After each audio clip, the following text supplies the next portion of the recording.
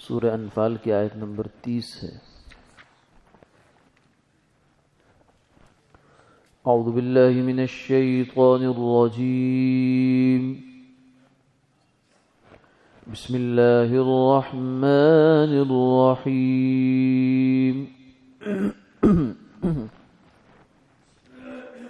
وَإِذْ يَمْكُرُ بِكَ الَّذِينَ كَفَرُوا لِيُثْبِتُوكَ أَوْ يَقْتُلُوكَ أَوْ يُخْرِجُوكَ وَيَمْكُرُونَ وَيَمْكُرُ اللَّهُ وَاللَّهُ خَيْرُ الْمَاكِرِينَ۔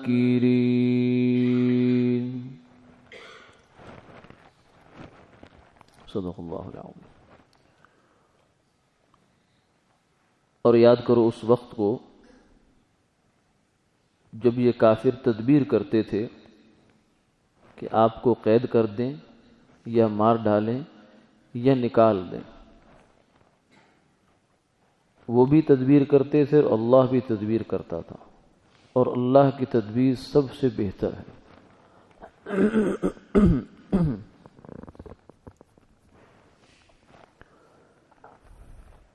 یوں تو سیرت نبوی کے تمام واقعات ہی قابل ذکر ہیں، اور ہر واقعہ اپنے اندر بہت اہمیت رکھتا ہے، مگر چند واقعات کا خاص طور سے تذکرہ قرآن پاک کرتا ہے، جن میں سے ایک اہم واقعہ یہ ہے جو آج کی آیت میں جس کا تذکرہ ہوا، کیونکہ یہ تاریخ اسلام کا بڑا نازک موڑ تھا کہ آپ صلی اللہ علیہ وسلم نے دعوی نبوت فرمایا،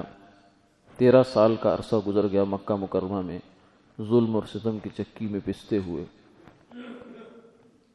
اور پھر اللہ تعالیٰ نے بالآخر کچھ ایسا کیا کہ مدینہ منورہ کو امن کی اور قرار کی جگہ بنا دیا مسلمانوں کے لیے۔ اب یہ امید ہو چلی تھی کہ اب یہاں سے جو مسلمان ہیں وہ رفتہ رفتہ جس کا جو داؤ لگتا تھا، کچھ بن پاتا تھا جس سے، تو وہ نکل جاتا تھا۔ تو کافروں کو بہت فکر لاحق ہوئی۔ اب ان کو یہ خیال ہونا شروع ہو گیا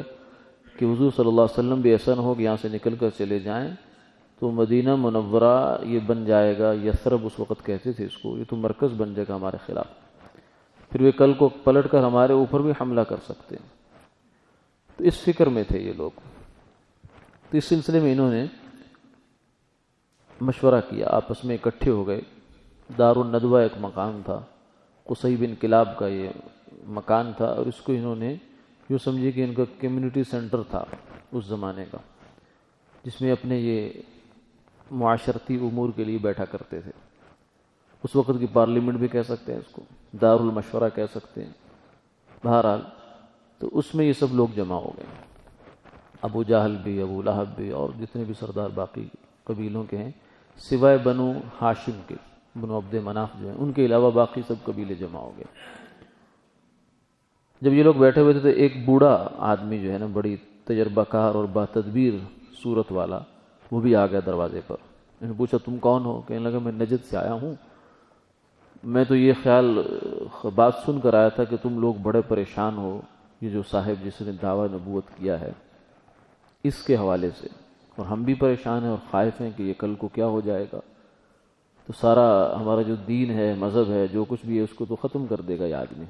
لہٰذا ہم بھی پریشان ہیں، فکر مند ہیں۔ تو میں اسی سلسلے میں آپ لوگوں کے پاس آیا تھا کہ آپ لوگ کیا کر رہے ہیں یا ہمیں کیا کرنا چاہیے۔ تو انہوں نے کہا اچھا، انہوں نے دیکھا کہ تدبیر جو ہے نا بڑی عمر کا آدمی ہے، تو یہ چلو کوئی اچھی رائے دے دے گا، اس کو بھی شامل کر لیا۔ شیخ نجدی کے نام سے کہتے ہیں وہ آیا۔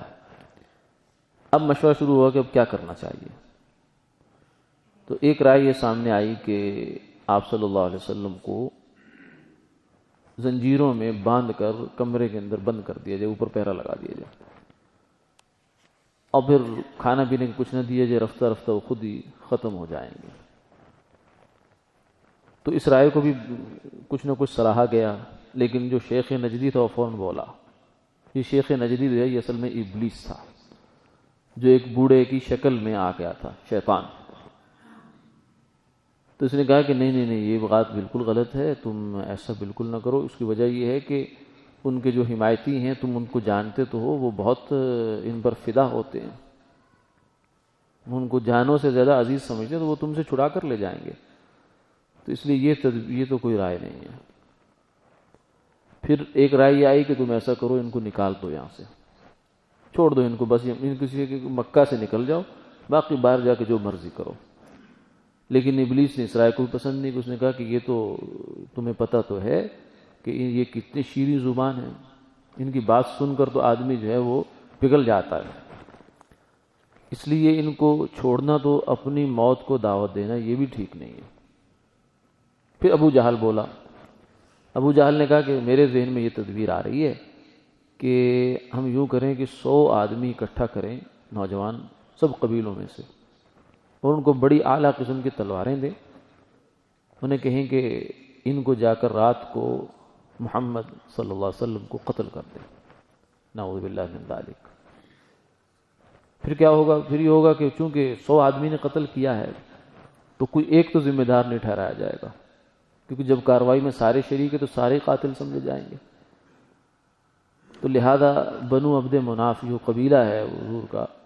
تو وہ کس کس سے دیت لیتا پھرے گا؟ چنانچہ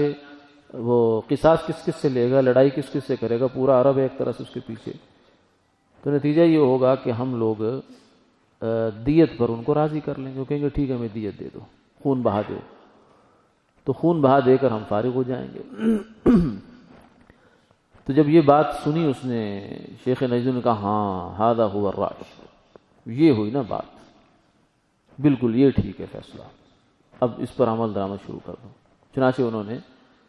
ادھر سے یہ مشورہ کیا اور اپنے خیال سے بڑی تدبیر بنا کر بیٹھے، ادھر اللہ نے جبریل علیہ السلام کو بھیجا حضور کی خدمت میں کہ جاؤ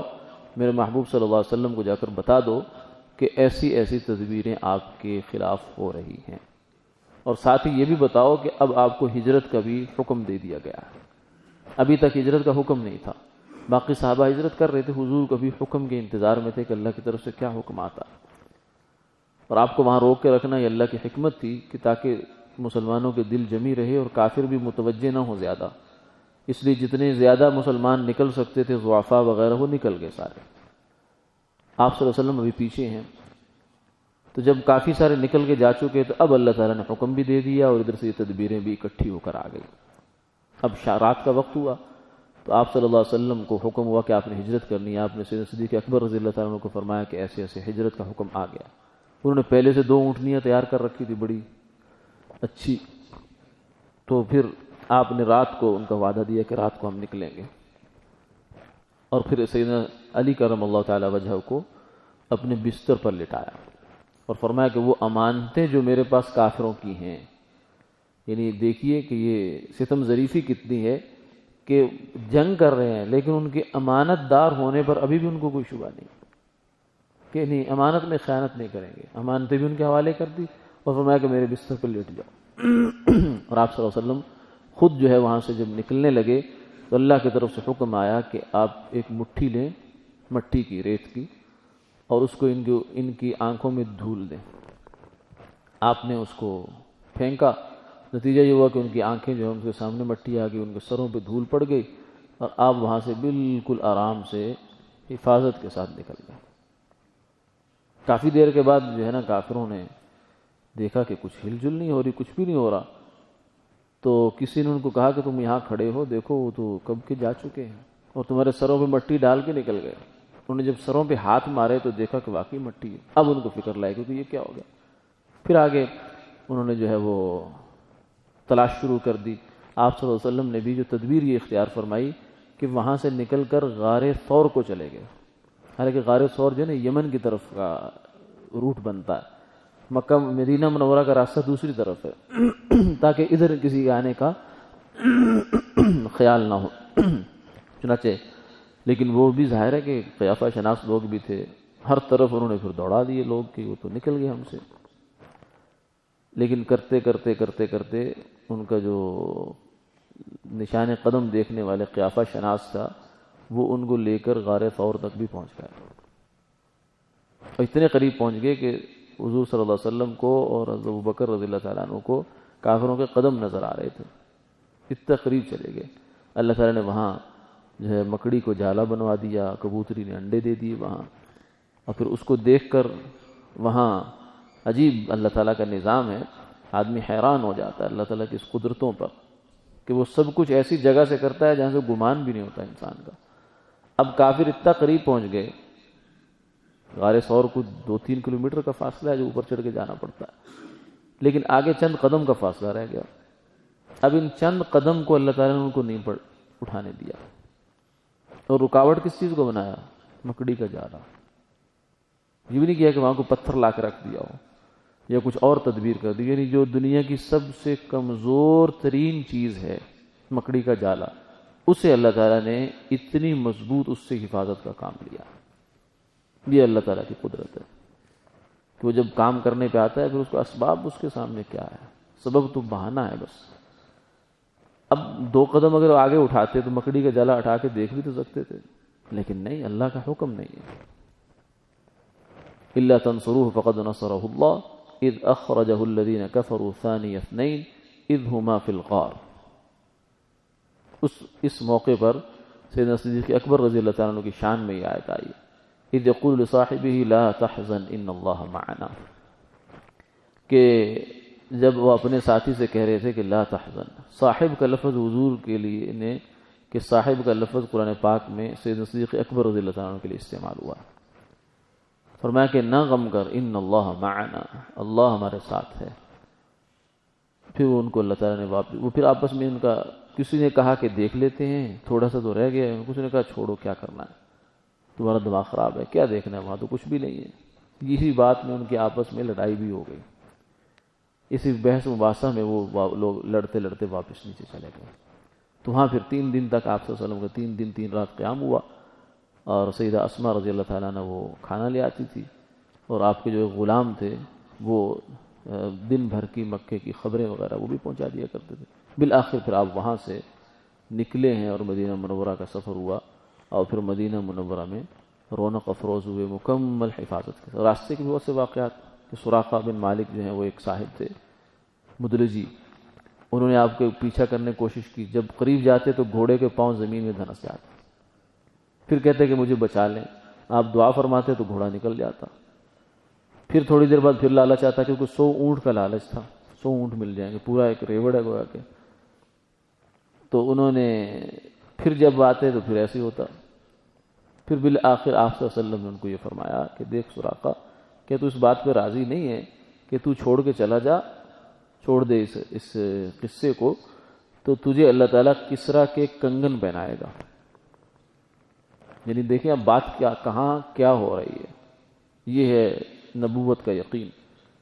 کہ جان اپنی بچا کر جا رہے ہیں، لیکن پیغام کیا ہو رہا ہے کہ تجھے کسرا کے، یعنی اس وقت کی سپر پاور تھی، بادشاہ تھا، اس کے جو کنگن پہنتا ہے وہ تیرے ہاتھ میں ہوں گے۔ اور بعین ہی ایسے ہوا، جب سیدنا صدیق اکبر رضی اللہ عنہ کے زمانے میں